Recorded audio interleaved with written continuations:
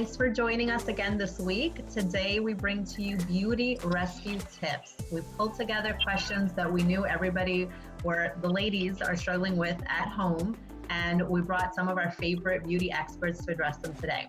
So I am Michelle Peralta with Josie Michelle Events, and I'm here in my Valley Stream home. Hello everyone, and this is Josie from Josie Michelle Events. I am your lead designer, and I am here from my home in Saddlebrook, New Jersey. Yes. Hi, I'm Rosemary. I am from Brooklyn, New York. I am an esthetician, so I deal with brows, makeup, skincare, basically anything that has to do with aesthetics. So I'm your girl, especially if you want those eyebrows looking on point. Hi, I'm Leeat, and I'm coming to you today from Farmingdale. I have been in the industry for 20 years, and I used to own a salon, and now I am a freelance stylist. Thank you, ladies. So we're going to jump right in now with the questions that we pulled together. So it's been a few weeks staying home, and when it was first announced that we would be staying home, I don't know about you guys, but I know that my girlfriends, ladies in my family, we were like, what are we going to do? Like, how are we going to stay looking decent? What are we going to do about our roots, our eyebrows, and like all these other things that we take for granted that we always have help? So we are really looking forward to hearing your advice for us today. So Leeat, my first question is for you. What are your tips for keeping our hair healthy during this time? So now that we're home and we all have more time on our hands, I highly recommend pulling out those mask treatments or oil treatments. I personally recommend plant-based natural products like my favorite Monique Rejuvenate oil. This particular oil penetrates your hair and scalp, where most oils will coat or lay on the hair. I recommend using them about once a week. And I do not recommend putting olive oil or coconut oil straight on your hair, because majority of the people cannot take those oils. It coats the hair and weighs it down.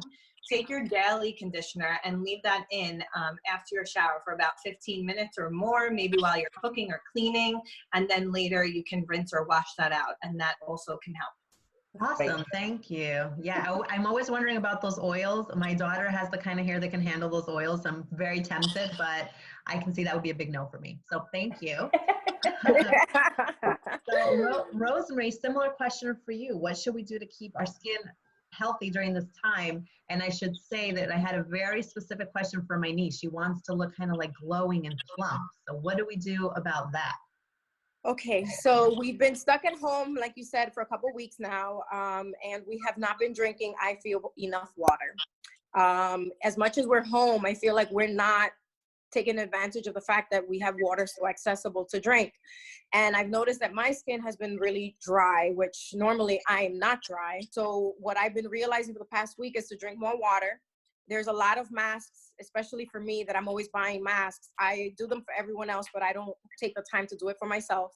And this is a time to maybe look through your samples and find masks that you have or any oils that you might have purchased, and start hydrating your skin, especially for sleeping time, because a lot of people don't like the oily feel. If it's a skin oil, for the most part, it will not be oily and greasy. You'll see that your skin will absorb it really quickly. If you have any questions, I mean, I'm always free. You guys can text me, what about this oil? Because everybody's skin is different skin type. So certain oils might be good for you. Some of them might not. So it's always good to just ask. For sure, though, oil is good for you, especially if it's for your skin. Please don't put coconut oil from like Trader Joe's on your face, because that might be great for certain things. But for your face, there are coconut oil for skin. There's like avocado oil for skin, and there's also avocado oil for cooking. Like the one for cooking shouldn't go on your face. So, any questions, please, there's a lot of oils out there that can be made for cooking and also for skin. So we need to get the skin one on our skin. I like what I'm hearing, and we're gonna go deeper now. So, Leeat, what do you do to maintain colors and retouch those roots? Okay, so I'm gonna tell you, please don't mess with the color out there. It's a chemical. You don't want to mess up your beautiful work. And the only way to support our stylists is to wait for them.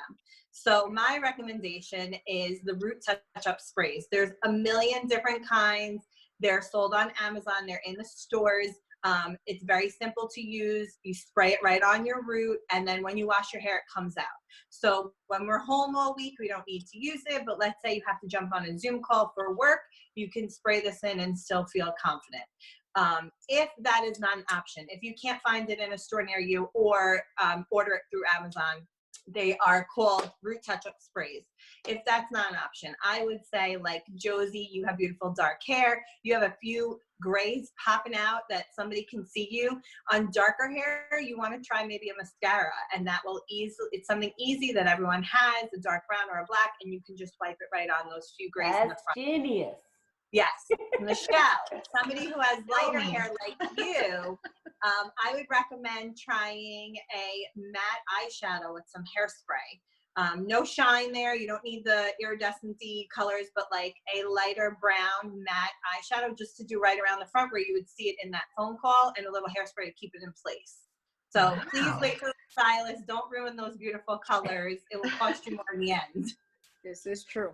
Oh my God. Sounds good so far. Good. Now, this is going to be a good one. So, Rosemary, Yeah. what are your tips to keep those eyebrows and not ruin them? So I have a couple tips. I feel that this can go two ways. This can be great for that person that has been trying to grow out their eyebrow for a minute.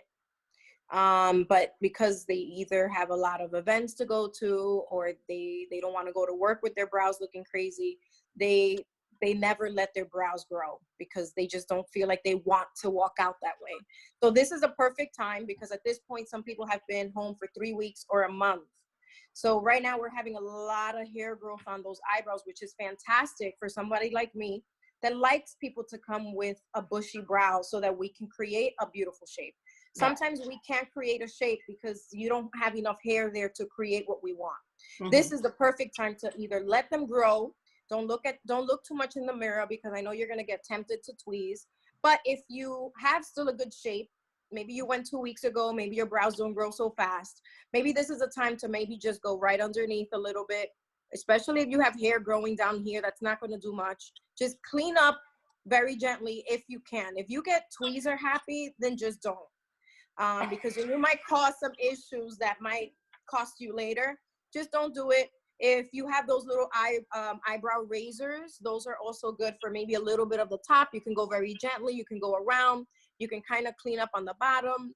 If you're afraid of using a razor, this is pretty safe. But if you're afraid of using it, try it maybe on your arm a little bit before you go into your face.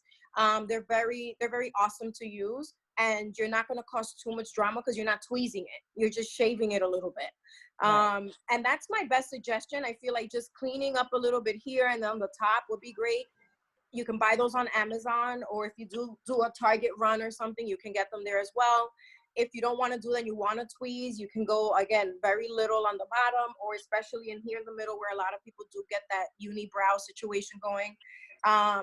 But again, if you really want to change your shape, this is the time to let it happen. Let them grow out so your brow person can go in there and really give you that shape, because that bald spot that maybe never filled in forever ago might have filled in now during these 3 or 4 weeks. So I think that this is the time. Beautiful. Yeah, I am not going to allow myself to go tweezer happy. Unfortunately, the camera can't catch what's really happening there. Yeah, that's a good thing. That's a plus right now. Yes. So now we have to do our own blowouts. For those of us who are still trying to stay decent, at least Saturday, what should we do to get a really good blowout? The best we can. It's never going to be the same as our stylist. And when we got this question, we got specific questions about the brush, the hair dryer, and just like, what's the technique that we can do for ourselves? Okay, so if you have hair, I would say not to start with the dripping wet, unless you have hair like Josie. You have to tight curl, then you can start with it wet. Otherwise, you need to like air dry it a little bit. Definitely use products and section your hair.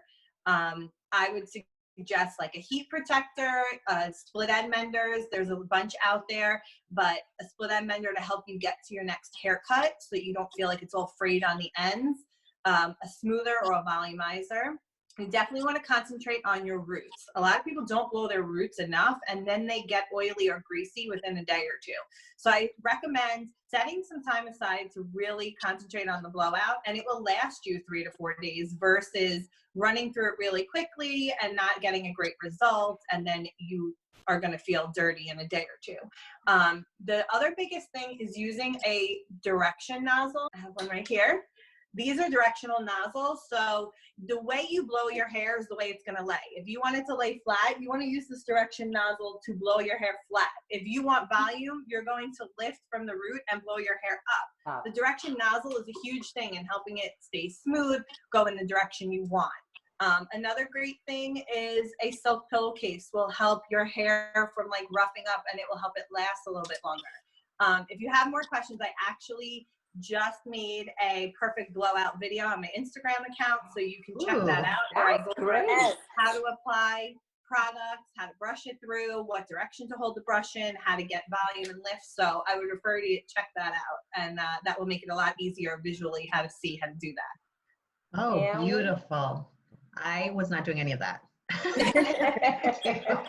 Those are really good tips, and I don't know why you haven't told me before. All right, so Rosemary, this one came in for you.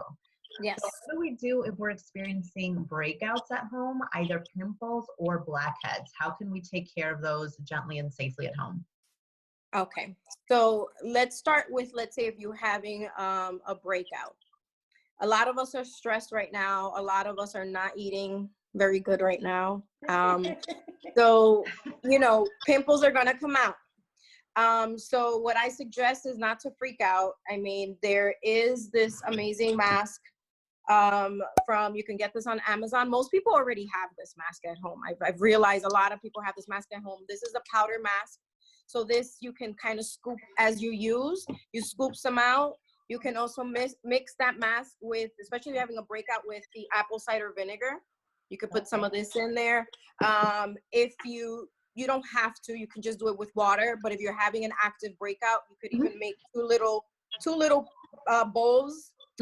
One with vinegar just to put it on the spot where you're breaking out, and the rest with water to put it everywhere else that you're not breaking out.